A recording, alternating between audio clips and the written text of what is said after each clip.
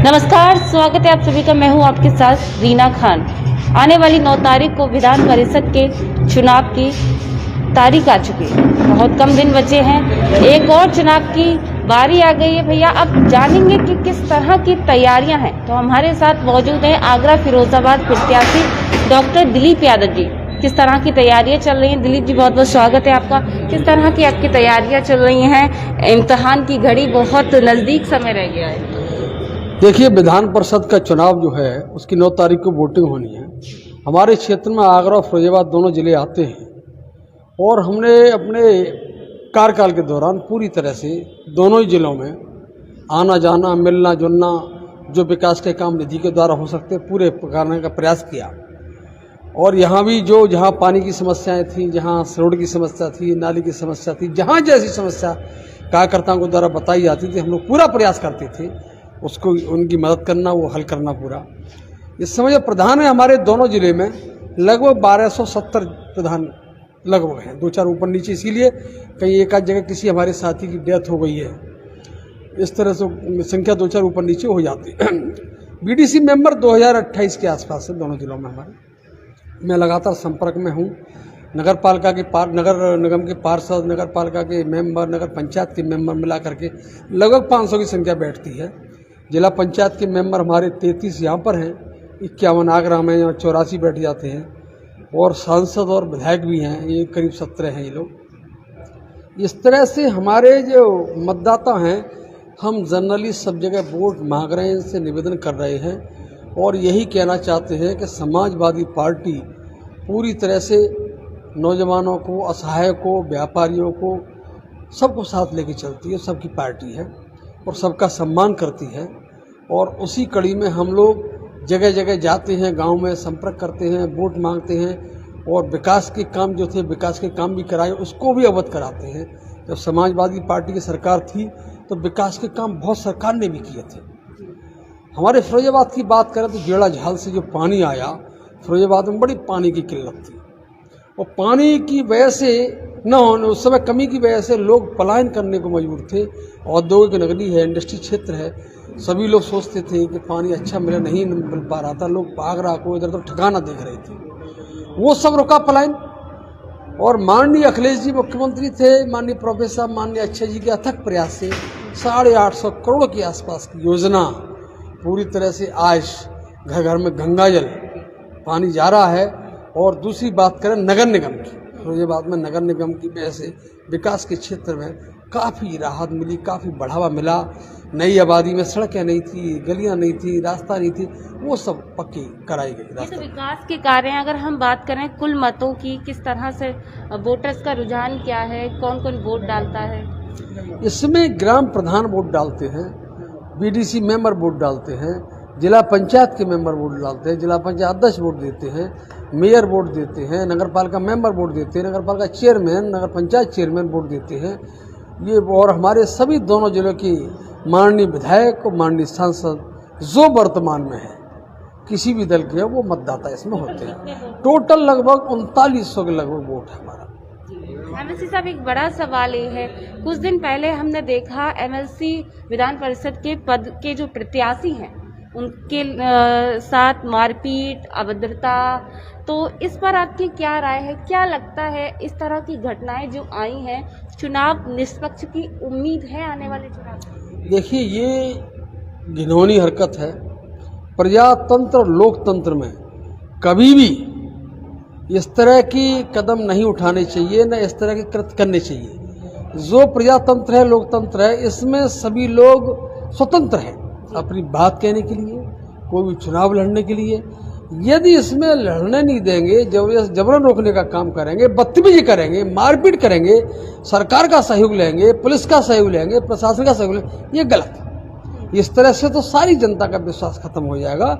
ऐसा कभी नहीं करना चाहिए और न कभी हमारे दल ने किया है। इस तरह की घटना करना बहुत ही निंदनीय है और ये चिंतनीय है और ये विचार करना पड़ेगा जनता को, सभी मतदाताओं को। भाई, इस तरह की घटना कौन बर्दाश्त करेगा? वहाँ पुलिस की दम पर, प्रशासन की दम पर आप पर्चा छीन रहे हो, एक सम्मानित कोई एमएलसी उनकी मारपीट कर रहे हो। ये पूरी तरह से हमें लगता है माननीय राष्ट्रीय अध्यक्ष हमारे इसका संज्ञान ले रहे हैं, जो विधिक कार्रवाई होगी वो कराएंगे और इसको जनता पूरी तरह से मैसेज लेके जाएंगे। इसीलिए करना उचित नहीं है। सबको लड़ात्कार है, लड़ने का मौका मिलना चाहिए। जनता जिसको वोट देकर जीतेगा, लेकिन ऐसा कर्त करेंगे गलत है। सपा पर हमेशा आरोप लगते हैं कि गुंडों की पार्टी है, गुंडागर्दी होती है जब जब सपा आती है। तो मेरा सवाल आपसे सीधा और साफ सवाल है, जिस तरह की घटनाएं एटा में हुई, कुर्ता फाड़ा गया या मारपीट हुई, तो इस पर आप भाजपा का क्या, किस नजरिए से भाजपा को देखते हैं? देखिए, मैं कहना चाहता हूँ, वही संविधान, लोकतंत्र, प्रजातंत्र, इनका हमें सम्मान करना पड़ेगा और इनका हम सम्मान नहीं करेंगे तो सारे सिस्टम अपने स्तर से चलाना चाहेंगे, वो गलत है। इसीलिए भारतीय जनता पार्टी के लोग सपा को गुंडा बताते हैं। सपा की एक एपिसोड बता दें जो सपा के नेताओं ने कि गुंडागर्दी इस तरह से इन दिनों में की हो, कहीं कोई ऐसी घटना घटी हो। लखीमपुर कांड किसने किया था? भारतीय जनता पार्टी के लोगों ने किया। और आगरा जो वाल्मीकि की हत्या हुई, किसने की थी? भाजपा के समय पर पुलिस ने की थी। लेकिन भाजपा तो कहती है हमारी पार्टी बहुत शांति प्रिय है, हम तो राष्ट्र को ऊपर लेकर चलते हैं। मैं उदाहरण देता रहूंगा आपको। लखीमपुर खीरी में माननीय मंत्री जी के बेटे ने अपने गाड़ी से कुचलने का जो किसानों को काम किया था, किसने किया? किसके दल में हुआ? और ये हाथरस में जो बेटी मार दी गई, वो ऐसे धंधे थे, वो किसकी सरकार में हुआ? जो कहते हैं तो देखें कम से कम आखिर क्यों हो रहा है। बदनाम ऐसी कोर है। अब हालांकि उनका जो तंत्र इस तरह का मजबूत है, वो लोग किसी झूठी बात को किसी तरह प्रचारित करना चाहता कर सकते हैं। हमारी सच्ची बात प्रचारित नहीं हो पा रही। चेड़ा झाल परियोजना हमारी सरकार लेके आई, लोग अपनी बताते हैं। नगर निगम हमारी सरकार ने बनाया, लोग अपनी उपलब्धि बताते हैं। एक बड़ा सवाल डॉक्टर साहब, हमेशा सपा सरकार जब जब आती तो ये कहा जाता है कि लॉ एंड ऑर्डर जो है वो ध्वस्त हो जाता है, अपने हाथ में ले लिया जाता है, कार्यकर्ता अपने हाथ में लेते हैं।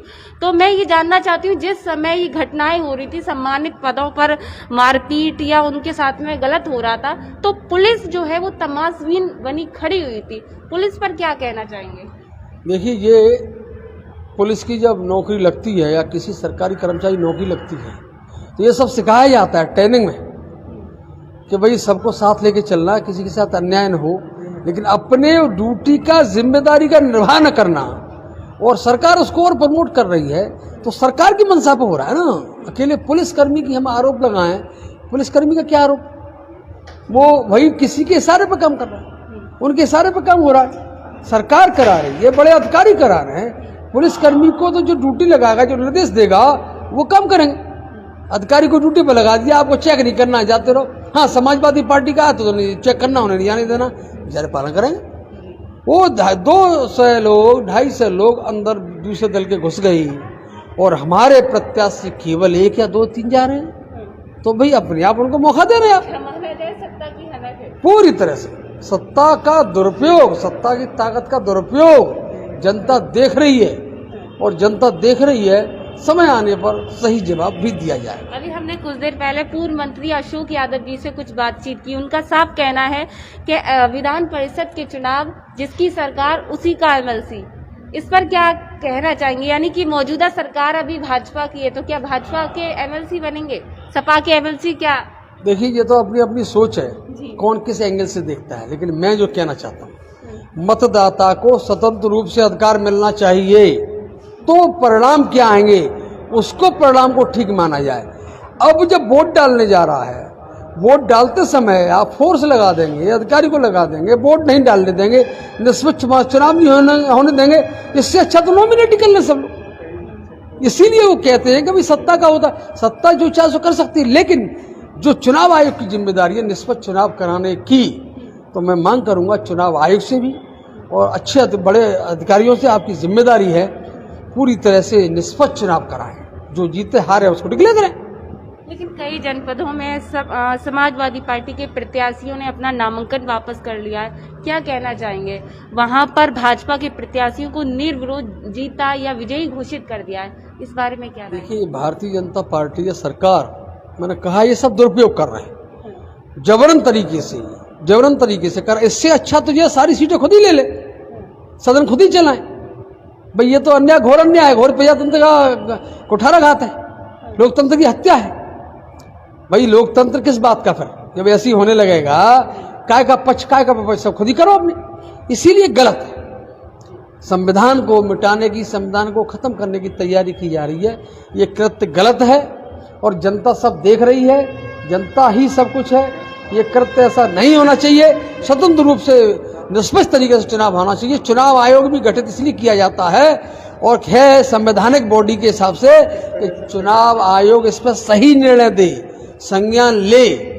चुनाव आयोग इनके सरकार और इनके गलत तरीके से उस सिस्टम में ना आए, यही हमें उम्मीद है। आखिरी सवाल, जो आपको वोट करेंगे वो मतदाताओं से क्या कहना चाहेंगे और आपकी क्या कुछ विशेष तैयारियां हैं, उसके बारे में क्या कहना? देखिए, हमारी पूरी तैयारी है, पूरी तरह से। हम प्रधान संगठन से, प्रधान भाइयों से, बीडीसी मेंबर से, इनके संगठन से और अपने सभी साथी जिला पंचायत मेंबर से, नगर पालिका मेंबर से, सभी से निवेदन करते हैं, आप प्रजातंत्र लोकतंत्र को देखते हुए निष्पक्ष चुनाव की भी मांग करें और निष्पक्ष तरीके से वोट देने का काम करें।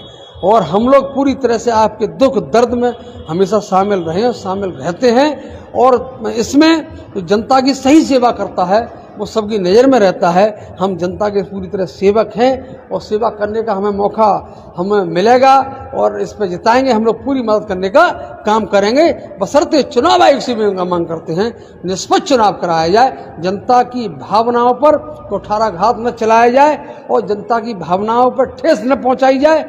जनता जनता होती है, जनता जनार्दन। ये किसी दिन जब भड़क जाएंगे तब देख लेंगे इनके सम्मान नहीं हो रहा है, इनके निर्णय का नहीं माना जा रहा है, इनके निर्णय को बदला। आपने अब जवाब दिया। पूरा भरोसा है निष्पक्ष चुनाव होगा, हम चुनाव जीतेंगे। निष्पक्ष चुनाव होगा, लोगों को मौका मिल जाए वोट देने का और डालने का, चुनाव हम जीतेंगे। अब वहां वोट ही नहीं डालने दें, सरकार की तंत्र को लगा दें। जिला पंचायत में हम 19 लेके गए थे, निकले हमारे 12, 19 उनके निकले, पलट कर दें तो कुछ है ही नहीं। बेईमानी, सरिया बेईमानी। लेकिन हम मानते हैं कि बेईमानी होगी? नहीं, कुछ भी कर सकते हैं, लेकिन हम जनता से यही कहना चाह रहे हैं, अपना वोट पूरी तरह से दें और देने के लिए कहें कि भाई हम वोट देंगे। कोई रोके तो अपनी बात रखें, चुनाव आयोग को शिकायत करें। वोट तो हमें देना है और वोट जब देंगे तो हमें लगता है निष्पक्ष चुनाव होगा, हम चुनाव जीतेंगे। धन्यवाद। तो ये थे आगरा फिरोजाबाद पद के एमएलसी प्रत्याशी। आपको बता दें, सबसे बड़ी बात है भरोसा है और कहते हैं भरोसे पे ही दुनिया कायम है। तो इसी तरह की अपडेट देखने के लिए देखते रहें आरके टीवी। नमस्कार।